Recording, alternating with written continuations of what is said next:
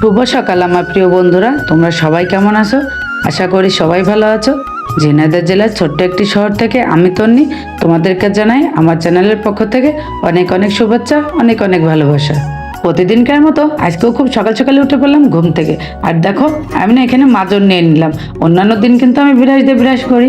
তো ওই যে বান্ধবীদের বাসায় গিয়েছিলাম না, তো সেখানে শুনলাম যে নাকি কয়লা দিয়ে কিংবা মাজন দিয়ে দাঁত ব্রাশ করলে নাকি দাঁতটা ভালো থাকে, মাঝে মাঝে ব্রাশ করতে হবে আর কি। তো যাই হোক, তো ওই কথা শুনে তো তোমার ভাইয়া মাজন নিয়ে এসে দিল যে মাঝে মাঝে যেন বিরাজ করা হয়।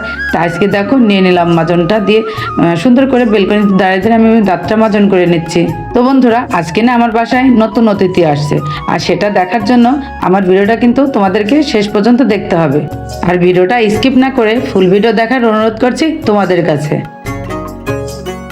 তো দেখো মাজন করা হয়ে গেছে, এখন না আমি বেচিনে চলে আসলাম মুখটা ধোয়ার জন্য। আর মুখটা ধোয়া হয়ে গেছে, আমি এখন গামছা দিয়ে খুব সুন্দর করে আমার মুখটাকে আমি মুছে নিলাম। তারপরে তো সকালের কিছু কাজ আছে, সেগুলো তো সারতে হবে, তাই না? তো এইদিকে দেখো সকালবেলায় চলে আসলাম জিহাদের ঘরে। এসে দেখি জিহাদ তো লুঙ্গি পাল্টায় বাজারে চলে গিয়েছে।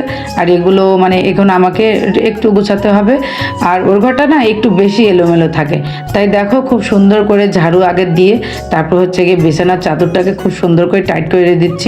আর একটা ব্যাপার কি জানো বন্ধুরা, মানে আমি যত সুন্দর করেই গুছিয়ে রাখি না কেন, জিহাদ বাবু যখনই আসবে তখনই আবার সব এলোমেলো হয়ে যাবে। তাহলে আমার কষ্টটা করে বা কি লাভ হলো? তারপরও সুন্দর করে গুছিয়ে রাখতে হয়, তাই না বলো? পরে আবার দেখছে আজকে হচ্ছে যে তোমার নতুন মেহমান আসছে, আর যদি নতুন মেহমান যদি এলোপাতারি দেখে তাহলে কি ভাববে, তাই না বলো? এই জন্য না আজকে আবার সকাল সকাল উঠে সব কিছু আজকে গুছিয়ে নিচ্ছি খুব তাড়াতাড়ি করে। আর রান্না বাড়ার ব্যাপারটাও আছে, সেগুলো করতে হবে। তাই দেখো তাড়াহুড়ো করে মানে এই ঘর ওই ঘর দুই ঘরে মানে আমি খুব সুন্দর করে গুছিয়ে নিচ্ছি গো। চলো বন্ধুরা, কাজগুলো সারতে সারতে তোমাদের সুন্দর সুন্দর কমেন্টে রিপ্লাই ভিডিও দিব। এক ভাইয়া লিখেছে যে আপু তুমি আমাকে রিপ্লাই ভিডিও দিচ্ছ না টিকটকে। তো আসলে ভাইয়া টিকটকে তো আমি সেভাবে সময় পাই না, আর সবাইকে তো রিপ্লাই দিয়ে পারি না, কারণ অনেক কমেন্ট আসে সেখানে। আর তোমরা যাদের যাদের রিপ্লাই ভিডিও লাগবে বা আমার সম্পর্কে কিছু জানতে ইচ্ছা করবে, তাহলে আমাকে তোমরা এই ইউটিউবে ভিডিওতে তোমরা হচ্ছে কমেন্ট করলে আমি তোমাদেরকে রিপ্লাই ভিডিও দিয়ে দিব। আর যারা ইউটিউবে সাপোর্ট করতেছো তাদেরকে তো আমি ইউটিউবে সাপোর্ট করে দিব গো। আরেক ভাই লিখেছে আপু তোমাকে আমার খুব ভালো লাগে, আর তোমার ভিডিওগুলো না আমার খুব ভালো লাগে গো। তো ধন্যবাদ ভাইয়া তোমাদের দুজনকে এত সুন্দর সুন্দর কমেন্ট করার জন্য। আর তোমরা আমাকে আমি জানি যে খুবই পছন্দ করো বা ভালোবাসো, আর তোমাদের এই ভালোবাসাটাই আমার খুব দরকার, কারণ তোমরা ছাড়া আমি কখনোই পথে এগোতে পারবো না। তো তোমরা আমাকে ঠিক এভাবে সাপোর্ট করে যে আর এভাবে ভালোবেসে যেও গো বন্ধুরা। এই যে দেখো বিছানা গোছানোর কাজটা শেষ করে চলে আসলাম হচ্ছে যে ডাইনিং টেবিলে গো। তার যেহেতু মেহমান আসবে তো ডাইনিং টেবিলটা তো আগে পরিষ্কার করতে হবে। তা আসলে কি জানো, মানে ঘরে ঢুকেই তো আসলে আগে ডাইনিং টেবিলটা চোখে পড়ে। তো ডাইনিং টেবিলটা তো জিহাদ যখন খাওয়া দাওয়া করে না, তখন তরকারি ঝোল পড়ে, ভাত পড়ে, একদম নোংরা হয়ে থাকে আর কি। তা যদি পরিষ্কার না করি তাহলে কেমন দেখা যায় গো, তাই না বলো? তো এখন দেখো ডাইনিং টেবিলটা মোছার পরে না আমি সোজা চলে আসলাম হচ্ছে ঘরটা ঝাড়ু দিতে। তো আমি এক এক করে 3টা ঘরে খুব সুন্দর করে ঝাড়ু দিয়ে দিচ্ছি। আর হচ্ছে যে তারপরে আমি ঘরটাকে সুন্দর করে মুছে নেব। এর আগে না আমি ঘরটাকে সুন্দর করে ঝাড়ু দিয়ে নেই আর কি। তো বন্ধুরা, আমি তো বলেছি যে আমার বাসায় মেহমান আসতেছে। তা তোমরা নিশ্চয় জানার অপেক্ষায় আছো যে আমার বাসায় মেহমানটা কে আসতেছে। তো তোমাদেরকে কষ্ট না দিয়ে আমি বলে দিচ্ছি, সেটা হলো যে আমার খালাতো ছোট ভাইয়ের বউ। মানে আমার ভাই তো ছোট বয়সে আমার থেকে, তাই এই জন্য তার ভাবি বলা যায় না, এই জন্য বললাম যে ছোট ভাইয়ের বউ আর কি গো। তো সে আমার খালাতো ছোট ভাইয়ের বউ। তো সে হচ্ছে যে আমার বাসায় এই প্রথম আসতেছে। আর এর আগেও কিন্তু তাকে না একটা ভিডিও তৈরি করা হয়েছিল, মানে বিয়ের পর তাকে প্রথম আমি যখন দেখতে গিয়েছিলাম বাসায়, তখন তোমাদের সাথেও কিন্তু মানে ওর ভিডিওটা করে শেয়ার করেছিলাম। তোমরা দেখেছো কিনা আমি জানি না, তবে আজকে আমার সেই ভাইয়ের বউটাকে তোমরা একটু দেখে নিও। তো দেখো মানে ঘরটা ঝাড়ু দিয়ে না গলাটা একটু কেমন কেমন করছিল, গলাটা না এখনো ভালো হয়নি গো। তাই দেখো একটু মানে আদা, তারপর হচ্ছে যে সেই ওষুধটা দিয়ে চা বানিয়ে নিয়ে এসেছি। আর কি বলো তো, চাটা খেতে এত বিচ্ছিরি লাগে ওষুধটা দিলে। আর আজকের চাটা খেতে খুব তাড়াতাড়ি খেতে গিয়েছিলাম, তো মানে সে গলা জ্বলে যাচ্ছিল, জিভ পুড়ে যাচ্ছিল অনেকটা, মানে অনেক খারাপ লাগছিল গো। আর যেহেতু ওষুধ দিয়েছি না, মানে বিচ্ছিরি লাগছিল খেতে, খুব কষ্ট হচ্ছিল। তো দেখো তারপরও খুব কষ্ট করে খেয়ে নিলাম, কেননা আমার গলা ভালো না হলে তো আসলে তোমাদের সাথে আমার কথা বলতে খুব কষ্ট হয় গো। আর তোমাদের সাথে গল্প করতে না বললে না আমার মনই ভরে না।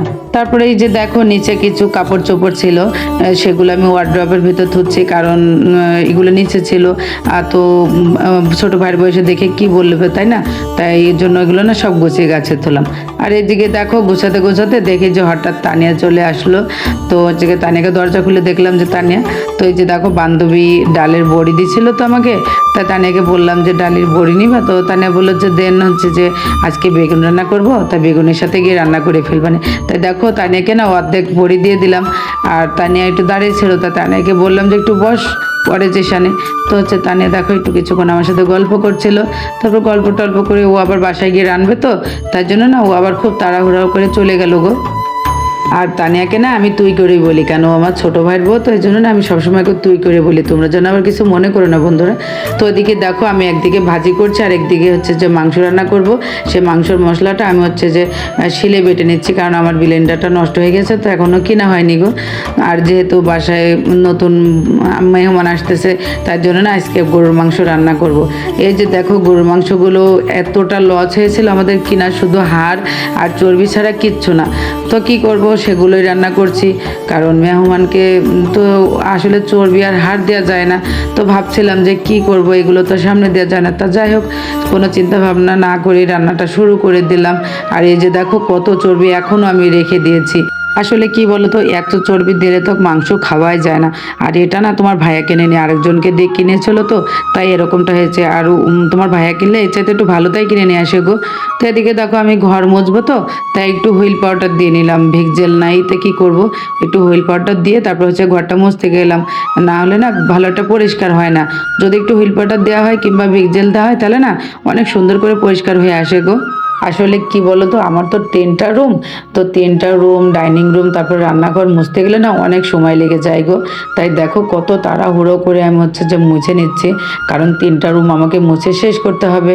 আর একটা ব্যাপার কি জানো, মানে মেহমান তো আসতেছে, মেহমান না নিজে নিজে আসবে না, তাকে না আমাকে গিয়ে নিয়ে আসতে হবে আর কি। এই জন্য না আমার রান্না টান্না সেরে সব কিছু সেরে তারপর হচ্ছে নিয়ে আসতে হবে। তাই এই জন্য আগে আগে সব কিছু করে নিচ্ছি, যাতে মানে দেরি না হয় আর কি। আর এখন বাইরের যে রোদ, মানে রোদের জন্য তো বেরোনোই যায় না। তাই ভাবছে যে রান্না টান্না করে তারপর হচ্ছে একটু রেস্ট নিয়ে তারপর যাব। আর হ্যাঁ বন্ধুরা, তোমরা কে কোথা থেকে আমার ভিডিওটা দেখছো অবশ্যই কিন্তু কমেন্ট করে জানিও, তাহলে না আমার খুব ভালো লাগবে গো, যে আমার কোন জেলা থেকে মানুষগুলো দেখে আর আমাকে এতটা ভালোবাসে গো। আর এই যে দেখো তোমাদের সাথে গল্প করতে করতে আমার ঘর মোছা হয়ে গেল, রান্নাও হয়ে গেল। এই যে মেহমানকে নিয়েও চলে আসলাম। তো মেহমানকে যখন আনতে গিয়েছিলাম তখন তো আসলে ভিডিও করতে পারি নাই, কারণ হচ্ছে যে আমি একা গিয়েছিলাম, আমার সাথে তো কেউ ছিল না। তো ভিডিওটা করে দিবে কে, তাই না বলো?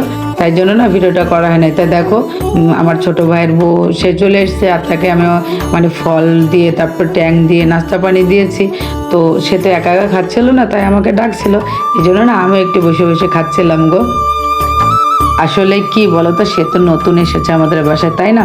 তার সাথে যদি একটু সময় না দিই তাহলে তো সে মন খারাপ করবে, কারণ আমার বাসায় তো আর কেউ নেই যে তার সাথে কথা বলবে আর কি। এই জন্য না সব কিছু আমাকেই ম্যানেজ করতে হয় আর কি। আর এমনিতে হচ্ছে যে নতুন বউটাও অনেক লাজুক, অনেক একটু নরম সরম আর কি। তো ওই জন্য আর কি তাকে সবসময় আমাকে হাসি খুশিতে রাখতে হচ্ছে। তো এদিকে দেখো আমি একটা জুস কিনেছিলাম খাওয়ার জন্য, তো আমি অর্ধেক খেলাম আর অর্ধেক হচ্ছে জিহাদ বাবুকে দিয়ে দিলাম। তো জিহাদ বাবু নিয়ে চলে গেল। এই যে দেখো বন্ধুরা, আবার কে চলে আসলো আমার বাসায়। ওকে তো তোমরা কম বেশ সবাই চেনো, তাই না বলো? ও হচ্ছে তানিয়া। আর ও কিন্তু আমার নিজের ছোট ভাইয়ের বউ আর কি। তো আজকে কেন হঠাৎ করে এত রাত্রে ও আমার বাসায় আসলো? তো এখন কিন্তু রাত বাজে 7টা থেকে 8টা আর কি। তো এমন টাইমে কেন হঠাৎ আমাদের বাসায় আসলো? এটা তো একটা কারণ আছে, তাই না? সে কারণটা তোমাদের সাথে আমি শেয়ার করছি। আসলে আমার ভাই ঢাকায় গিয়েছে, তো তানিয়া তো একা রাত্রে ঘুমাতে পারে না, ভয় পায়। তাই জন্য আমার ভাই ফোন দিয়ে বললো যে তানিয়াকে তোমাদের বাসায় নিয়ে যাও, ও হচ্ছে তোমাদের বাসায় ঘুমাবে, আর নতুন বউ তো আছে, তার সাথে মানে গল্প করবে আর কি। তাই তানিয়াকে না আমরাও গিয়ে দুজন নিয়ে আসলাম, যে নতুন বউ আর আমি না আগে গিয়ে নিয়ে আসলাম আর কি। তো যাই হোক, দেখো সবাই মিলে আড্ডা দিচ্ছে আর খুবই ভালো লাগছে। তো সবাই একসাথে থাকলে না আমার খুব ভালো লাগে গো। তারপর হচ্ছে তানিয়া আসার পরে তানিয়াকে আবার হচ্ছে নাস্তা দেওয়া হলো। তো তানিয়া দেখো নাস্তা না খেয়ে না নেল পালিশ দেওয়া শুরু করে দিয়েছে। আর এদিকে সে জিহাদ বাবু যে আতা পাকতে দিয়েছিল আমার তো মনেই নাই। তো আতাগুলো দেখো যখন বের করলাম তখন আতাগুলো এতটা পচে গেছে যে খাওয়ার মতোই না আর কি। অনেক দিন হয়ে গেছে, মনে করেছিলাম যে এগুলো আতাগুলো বের করবো, কিন্তু আমার না একটু মনে ছিল না গো। তাই দেখো আতাগুলো মানে সবই পচে গেছে, শুধু একটা ভালো আছে। তো একটা না আমরা 4 জন মিলে ভাগ করে খেলাম।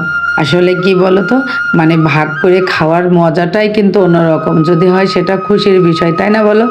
আর আমাদের খুবই আনন্দ হচ্ছিল, খুবই ভালো লাগছিল সবাই একসাথে মিলেমিশে থাকতে। তো বন্ধুরা, আর তোমাদের সাথে তো সবই আজকে শেয়ার করলাম, আর বেশি ভিডিওটা লং করব না, আর আমি বেশিও বকবক তোমাদের সাথে করব না, যেহেতু গলার অবস্থা খুবই খারাপ। তো তোমরা কিন্তু সবাই ভালো থাকবে, সুস্থ থাকবে। আজকের ভিডিও পর্যন্ত, আল্লাহ হাফেজ।